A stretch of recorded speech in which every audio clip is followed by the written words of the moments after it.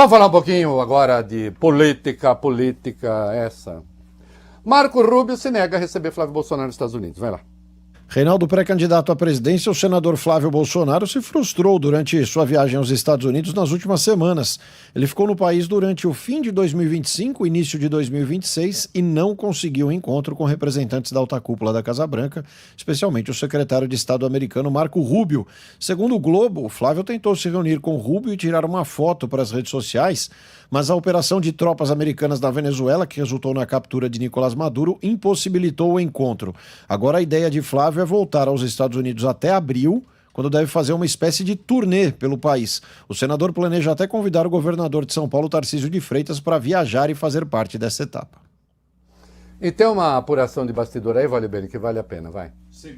Segundo o Globo, durante a viagem, Flávio transmitiu ao irmão Eduardo um recado dado por Jair Bolsonaro. O senador teria passado orientações sobre a postura que deve ser adotada a partir de agora, sem confrontos com membros do Centrão e falas que exponham discordâncias com nomes do PL, exemplo do que já ocorreu anteriormente, quando Eduardo brigou publicamente com o presidente nacional do partido, Valdemar Costa Neto.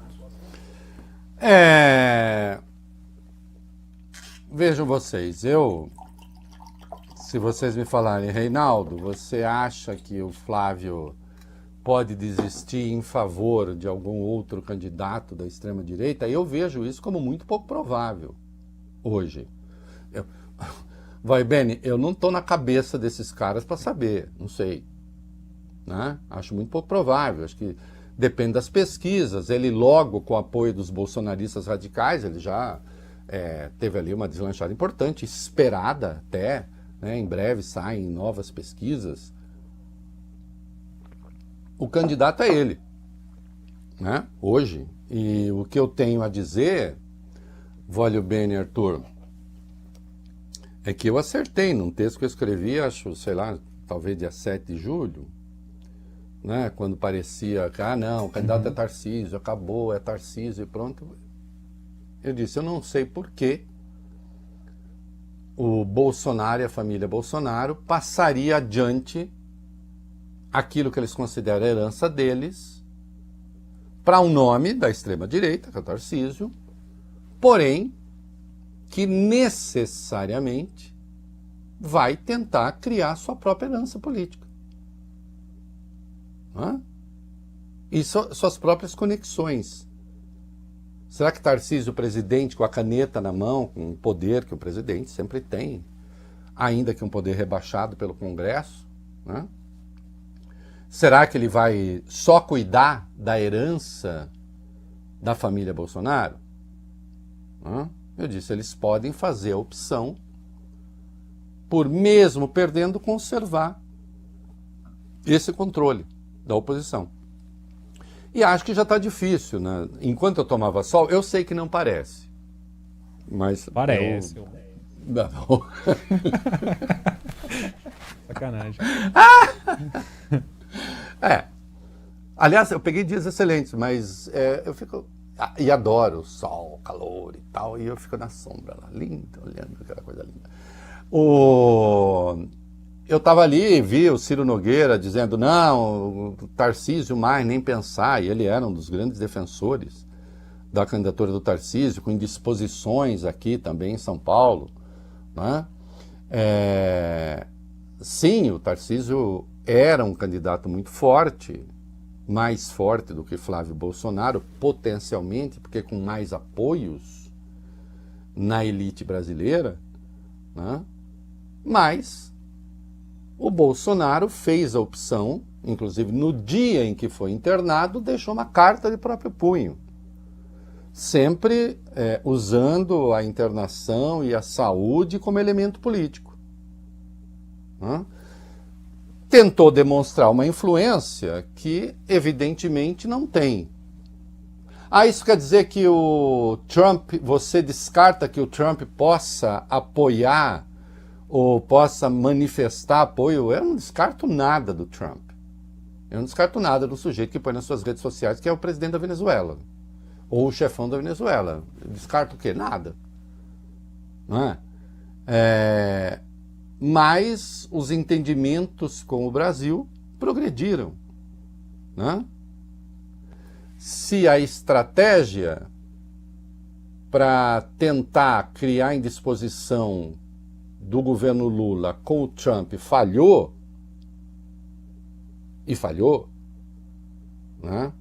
Porque as coisas avançaram. Por outro lado, a estratégia da família de manter o controle da extrema-direita, essa continua. Agora, controlar o quê? Qual é o futuro disso? Aí depende do desempenho eleitoral. Se essa coisa caminha, se essa coisa prospera. Hã? O fato é, a relação com o Centrão não é a melhor possível. Ele é uma aposta sempre complicada. Né? Ah, mas daqui a pouco ele se reúne com bambambãs do mercado e faz um monte de promessas. Sim, isso vai acontecer. Olha, vale bem, isso vai acontecer, Arthur, isso vai acontecer. Aí vai buscar um nome para a economia, exemplo de Paulo Guedes, que tenha o respeito, que seja considerado um ortodoxo, que, não obstante, não vai dizer exatamente o que pretende fazer também. Agora, o fato é que, evidentemente, o Lula não chega, não parece que chegará à disputa como se antevia lá atrás. Porque os mercados erraram tudo, né? Erraram tudo. Erraram tudo, mas continuam opinando com muita valentia. Não é mesmo? Bolsonaro quazia, médico chamado, vamos lá, aqui a gente tem.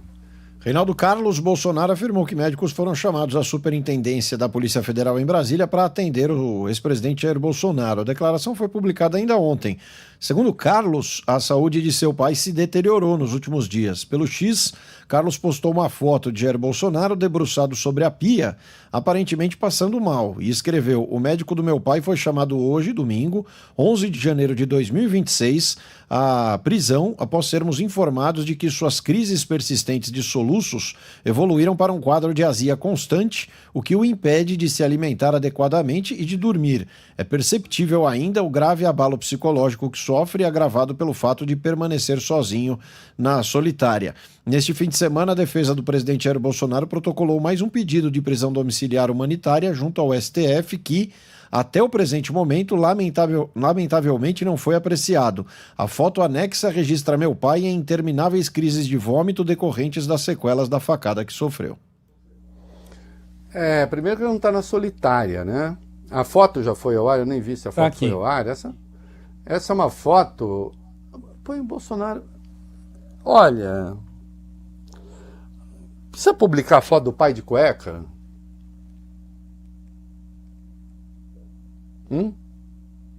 Qual o problema desse rapaz, hein? Bom, cada um, veja, o pai é dele, o filho é do Bolsonaro. Agora, eu sempre acho, e é curiosa essa relação que eles têm. Ora é um super-homem que quer elegibilidade de volta para disputar, ora é um coitado de cueca debruçado na pia, vomitando. Lá atrás, já tinha publicado o pai quase seminu, quando estava sofrendo cirurgia. Eu acho tudo isso estranho e digno de exame clínico, talvez. Não necessariamente para o Bolsonaro, mas aí, olha, que já está com atendimento médico, né? E não está na solitária. E o Milei resolveu se meter na eleição. O Lula tinha apoiado, né, o adversário do Milei lá. Aí agora o Milei resolveu, como ele se acha muito bem sucedido na Argentina, resolveu se meter na eleição brasileira. Vai lá. O presidente da Argentina, Javier Milei, disse preferir a eleição de um integrante da família Bolsonaro no Brasil a uma solução com o socialismo do século XXI, em referência ao governo do presidente Lula. Essa declaração foi dada numa entrevista à CNN Internacional no dia 30 de dezembro, mas os primeiros trechos circularam no último sábado e o vídeo completo foi divulgado apenas ontem. Milei afirmou que, embora as eleições desse ano sejam uma questão dos brasileiros, pessoalmente ele preferia uma volta do bolsonarismo ao poder. Ele declarou: "Tenho amigos no Brasil, os bolsonaros. Se você me tirar do papel de político, prefiro uma solução com os bolsonaros e não uma solução com o socialismo do século XXI." Século XXI, socialismo do século XXI, uma ova, socialismo do século XXI é como Chávez chamava o seu modelo. O que o Brasil tem a ver com o chavismo? E com o madurismo? Segundo destino de investimentos internacionais no mundo, né? Menor desemprego da história, né? Maior renda do trabalho da história, com crescimento econômico. O que tem a ver isso com o socialismo do século XXI, ô maluco? Recebendo investimentos internacionais. Que socialismo do século XXI? Avaliação delinquente, estúpida.